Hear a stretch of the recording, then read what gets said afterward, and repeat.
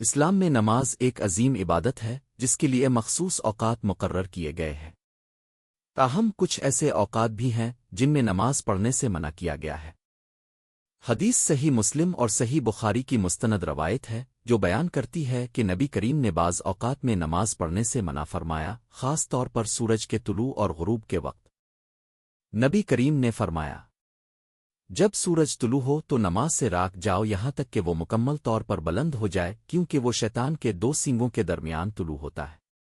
اور جب سورج غروب ہو تو نماز سے راک جاؤ یہاں تک کہ وہ مکمل طور پر غروب ہو جائے، کیونکہ وہ شیطان کے دو سینگوں کے درمیان غروب ہوتا ہے۔ صحیح مسلم 612، صحیح بخاری 3273۔ یہ حدیث اس بات کی وضاحت کرتی ہے کہ سورج کے طلوع اور غروب کے وقت نماز پڑھنے سے کیوں منع کیا گیا ہے، تاکہ مسلمانوں کی عبادت مشرکین کی عبادات سے مختلف ہو اور شیطانی اثرات سے محفوظ رہے۔ حضرت عقبہ بن عامر رضی اللہ عنہ سے روایت ہے کہ رسول اللہ نے فرمایا، 3 اوقات ایسے ہیں جن میں رسول اللہ نے ہمیں نماز پڑھنے مردہ دفنانے سے روکا۔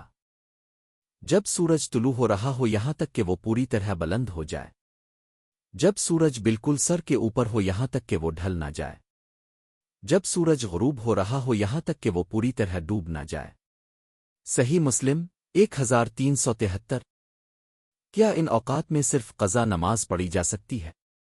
اگر کسی کی فرض نماز قضا ہو چکی ہو تو ان اوقات میں بھی انتظار کرنا بہتر ہے، لیکن اگر بہت ضروری ہو تو ادا کی جا سکتی ہے۔ یہ اوقات اس لیے مکروہ قرار دیے گئے ہیں کیونکہ اس دوران مشرکین بھی اپنی عبادت کیا کرتے تھے، اور اسلام میں انہی اوقات میں نماز ادا کرنے سے منع کیا گیا تاکہ کسی بھی طرح کی مشابہت نہ ہو۔